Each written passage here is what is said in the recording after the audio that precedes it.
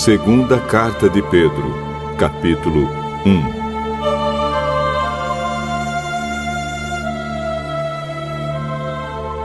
Eu, Simão Pedro, servo e apóstolo de Jesus Cristo, escrevo esta carta a vocês que, por causa da bondade do nosso Deus e Salvador Jesus Cristo, receberam uma fé tão preciosa como a nossa. Que a graça e a paz estejam com vocês e aumentem cada vez mais, por meio do conhecimento que vocês têm de Deus e de Jesus, o nosso Senhor. O poder de Deus nos tem dado tudo o que precisamos para viver uma vida que agrada a Ele, por meio do conhecimento que temos daquele que nos chamou para tomar parte na sua própria glória e bondade. Desse modo, Ele nos tem dado os maravilhosos e preciosos dons que prometeu. Ele fez isso para que, por meio desses dons, nós escapássemos da imoralidade que os maus desejos trouxeram a este mundo e pudéssemos tomar parte na sua natureza divina. Por isso mesmo, façam todo o possível para juntar a bondade e a fé que vocês têm. À bondade, juntem o conhecimento, e ao conhecimento, o domínio próprio. Ao domínio próprio, juntem a perseverança, e à perseverança, a devoção a Deus. A essa devoção, juntem a amizade cristã, e à amizade cristã, juntem o amor. Pois são essas as qualidades que vocês precisam ter.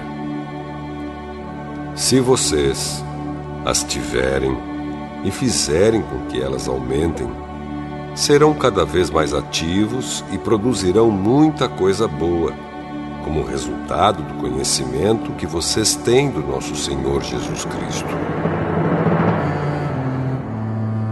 Mas quem não tem essas coisas é como um cego ou como alguém que enxerga pouco e que esqueceu que foi purificado dos seus pecados passados.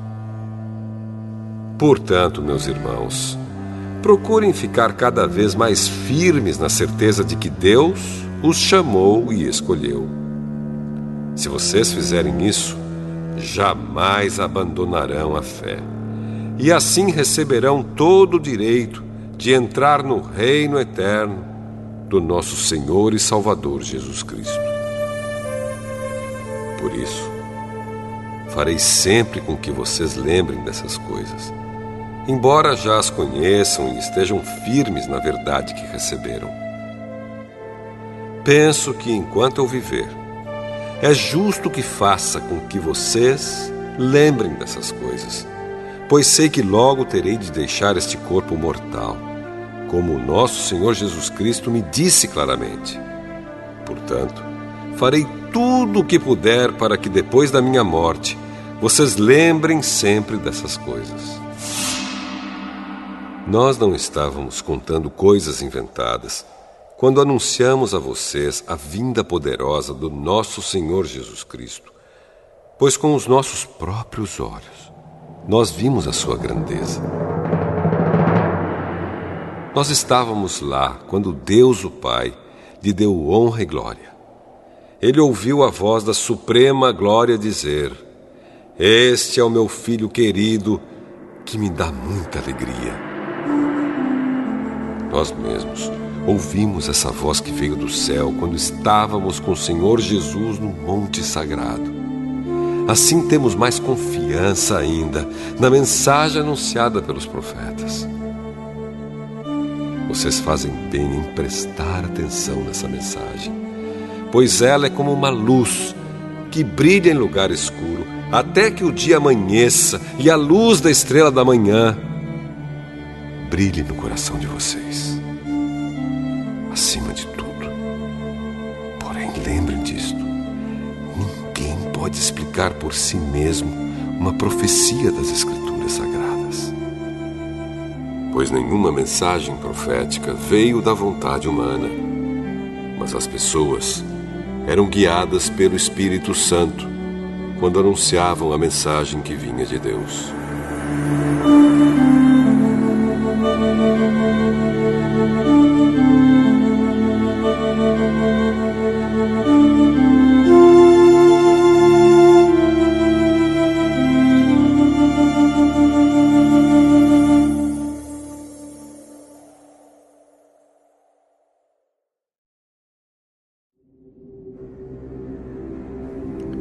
Segunda Carta de Pedro, capítulo 2. No passado, apareceram falsos profetas no meio do povo. E assim também vão aparecer falsos mestres entre vocês. Eles ensinarão doutrinas destruidoras e falsas e rejeitarão o mestre que os salvou. E isso fará com que caia sobre eles uma rápida destruição. Mesmo assim, muita gente vai imitar a vida imoral deles. E por causa desses falsos mestres, muitas pessoas vão falar mal do caminho da verdade. Em sua ambição pelo dinheiro, esses falsos mestres vão explorar vocês, contando histórias inventadas. Mas faz muito tempo que o juiz está alerta e o destruidor deles está bem acordado. Pois Deus não deixou escapar os anjos que pecaram, mas os jogou no inferno e os deixou presos com correntes na escuridão, esperando o dia do julgamento. Deus não deixou escapar o mundo antigo, mas trouxe o dilúvio sobre o mundo dos que não queriam saber de Deus. A única pessoa que ele salvou foi Noé, que anunciou que todos deviam obedecer a Deus. E Deus também salvou mais outras 7 pessoas. Deus condenou as cidades de Sodoma e Gomorra, destruindo-as com fogo, como exemplo do que vai acontecer com os que não querem saber dele. Ele salvou Ló, um homem bom, que estava aflito porque conhecia a vida daquela gente imoral. Todos os dias esse homem bom, que vivia entre eles, ficava muito agoniado ao ver e ouvir as coisas más que aquela gente fazia. Tudo isso nos mostra que o Senhor sabe como livrar das aflições as pessoas dedicadas a Ele. E também sabe como guardar os maus debaixo de castigo para o dia do julgamento. Ele castigará especialmente os que seguem os seus próprios desejos imorais e desprezam a autoridade dele. Esses falsos mestres são atrevidos e orgulhosos. Eles não têm nenhum respeito pelos gloriosos seres celestiais e os insultam.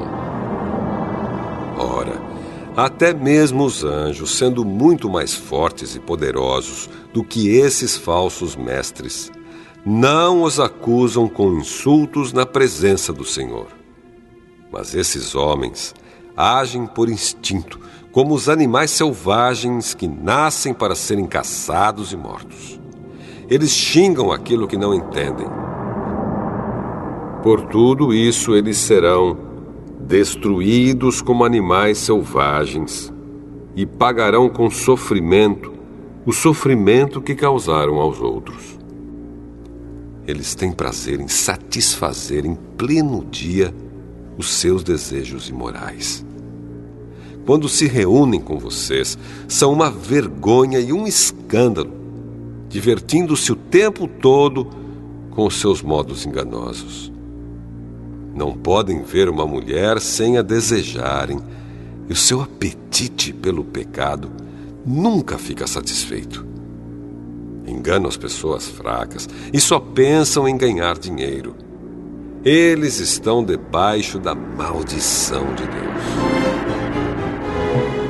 Andam perdidos porque se desviaram do caminho certo. Seguem o caminho de Balaão, filho de Beor, que cobiçou o dinheiro que ia receber fazendo mal e foi repreendido por causa do seu pecado. Pois uma jumenta falou com voz humana e acabou com as loucuras do profeta.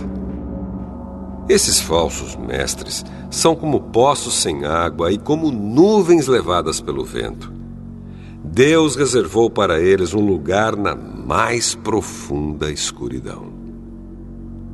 Eles dizem coisas orgulhosas e loucas, e com os seus desejos impuros e imorais, enganam as pessoas que estão quase escapando daqueles que vivem no erro. Prometem liberdade a essas pessoas, mas eles mesmos são escravos de hábitos imorais, pois cada pessoa é escrava daquilo que a domina. Portanto, aqueles que chegaram a conhecer o nosso Senhor e Salvador Jesus Cristo e que escaparam das imoralidades do mundo, mas depois foram agarrados e dominados por elas, ficam no fim em pior situação do que no começo. Pois teria sido muito melhor que eles nunca tivessem conhecido o caminho certo do que depois de o conhecerem, voltarem atrás e se afastarem do mandamento sagrado que receberam. O que aconteceu a essas pessoas prova que são verdadeiros estes ditados. O cachorro volta ao seu próprio vômito e a porca lavada volta a rolar na lama.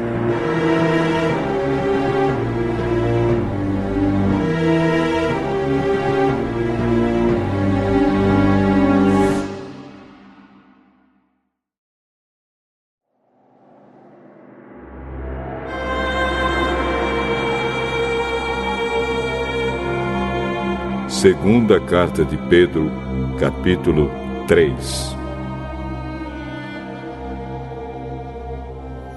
Meus queridos amigos, esta é a segunda carta que estou escrevendo a vocês. Nessas duas cartas, procuro despertar pensamentos puros na mente de vocês, fazendo com que lembrem dessas coisas. Quero que lembrem das palavras ditas há muito tempo pelos santos profetas e do mandamento do nosso Senhor e Salvador, que foi dado a vocês por meio dos apóstolos que anunciaram o Evangelho a vocês. Primeiro, vocês precisam saber que nos últimos dias vão aparecer homens dominados pelas suas próprias paixões. Eles vão zombar de vocês, dizendo: "Ele prometeu vir, não foi? Onde está ele? Os nossos pais morreram e tudo continua do mesmo jeito que era, desde a criação do mundo." Esses zombadores esquecem, de propósito, que há muito tempo Deus deu uma ordem e os céus e a terra foram criados. Esquecem que a terra foi formada da água e no meio da água, e também que pela água do dilúvio o mundo antigo foi destruído.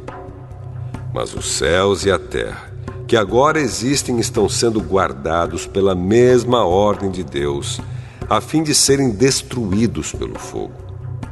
Estão sendo guardados para o dia do julgamento e da destruição dos que não querem saber de Deus. Meus queridos amigos, não esqueçam isto. Para o Senhor, um dia é como 1000 anos, e 1000 anos como um dia. O Senhor não demora a fazer o que prometeu, como alguns pensam. Pelo contrário, Ele tem paciência com vocês, porque não quer que ninguém seja destruído, mas deseja que todos se arrependam dos seus pecados. Porém, o dia do Senhor chegará como um ladrão. Naquele dia, os céus vão desaparecer com um barulho espantoso e tudo o que há no universo será queimado. A terra e tudo o que existe nela vão sumir. Sabendo que tudo isso vai ser destruído assim, Então, que tipo de gente vocês precisam ser? A vida de vocês deve ser agradável a Deus e dedicada a Ele. Esperem a vinda do dia de Deus e façam o possível para que venha logo.